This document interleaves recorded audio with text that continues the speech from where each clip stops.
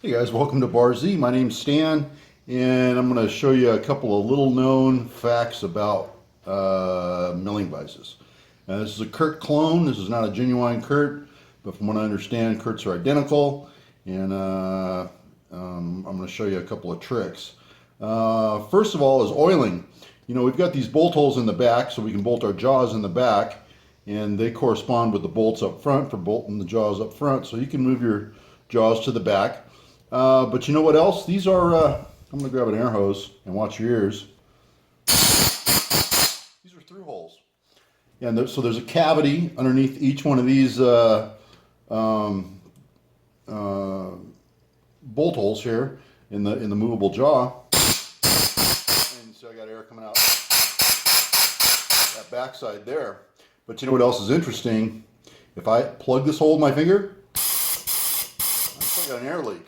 It's actually a cavity, and the cavity faces down. So if you ever want to oil this, you just give your bolt holes a little shot of oil.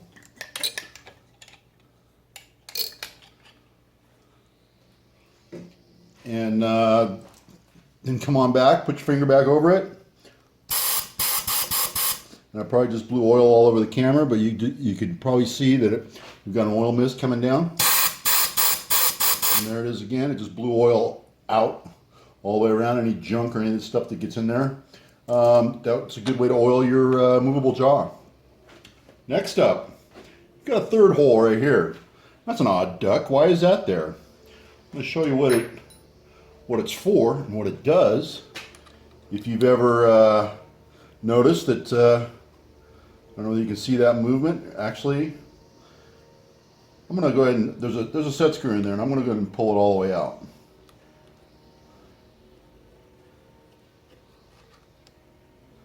So we've got a little Allen cup head set screw there. I'm just going to take there's another set screw right below it. I'm just going to take and loosen that just a little bit. Now watch what happens here. See my whole jaw's moving. This controls your. It's not really a gib, but there's the lower slider, and then the upper slider is actually this movable jaw.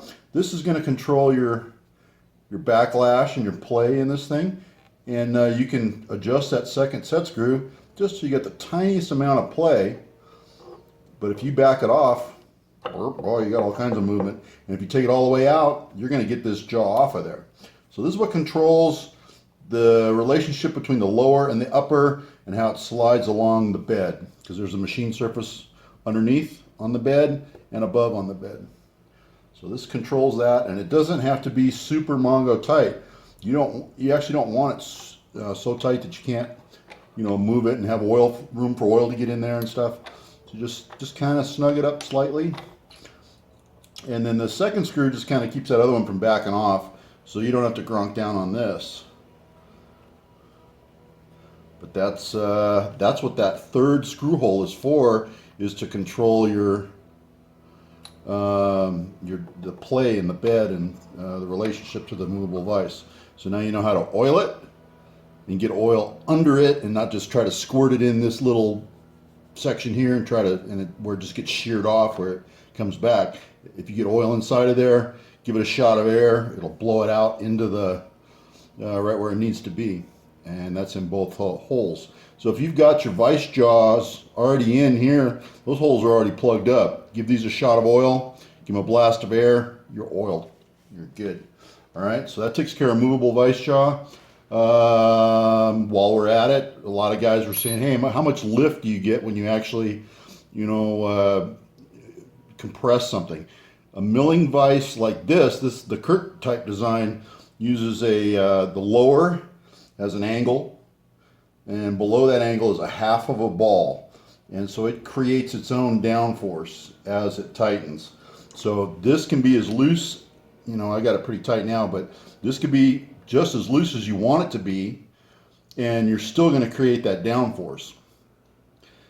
The trouble with running these loose is your carriage lower is going to be pulled away, and you're going to get all kinds of metal chips and stuff in there. So you want to keep a tight clearance in there just so debris can't get in there. But the downforce is still going to be created. As a demonstration, what I'm going to do is I'm going to go ahead and take my little set screw out here, and I'm going to demonstrate the downforce. I'm going to have to put my vice jaws back on too, but I'm going to back off this screw about a quarter turn, and you can see I got a gobble movement there. All right, and I'm just going to leave that like that and put my vice jaws on, and then we're going to clamp a round rod up really high and then measure this to see if we roll back with all this, movement. So I'll bring you back. Let's get the vice jaws in, and I'm going to get a round rod ready to clamp in up high. Okay, and we're back, and magically our vice jaws got put in. I got myself a piece of stainless round bar we're going to put in up really high up here and clamp down on it. Now our movable jaw is still, I'm going to just put this in as leverage, is still very loose. So it's still pretty darn loose. Let's get this out of the way. And now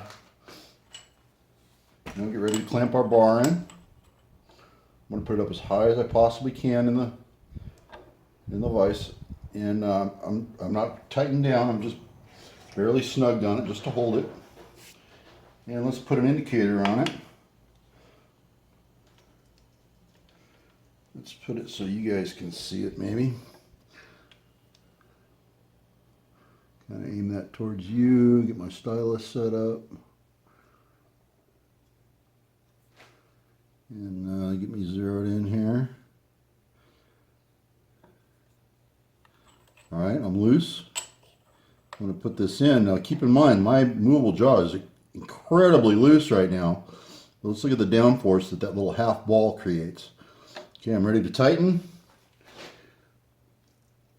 Look at that, it actually dropped. It dropped about 1.5 thou, so it actually pulled it down. It was sitting there idle and loose, and then the vice jaw actually sucked down as I tightened. So that wedge and that half ball that's in your movable jaw creates quite a bit of downforce as well as clamping force. So now I'm going to back it out. And some of this can probably be attributed to the rear jaw flexing. I'm sure that's a factor too. Some of this dimension. Okay, so out, in, tight, repeatable. So the modern milling vices are wonderful for creating downforce and not having that jaw lift. And your other downforce is in here, or not really downforce, but your play for your gib. Let's run that down to where I usually run it. Get that tightened up where my jaw usually runs. That feels about right. You'll feel it when you get it right. Okay, that feels pretty good. Still on 0. Let's see if it made any change. I've never done this experiment before, so let's see if it made a difference. Hoping you guys can see that indicator, because I don't want to film this again. All right, tightening. Pretty snug. 1/1000th of downforce of downward movement on it. So it does make a difference tightening that. Only 1/2 thou. You're still going to get deflection, but it's in the opposite way that you would think. All right, guys. Hope you enjoyed some of these finer points of a milling vise, how to oil it, and how to adjust the slider adjustment. All right. Thanks for watching.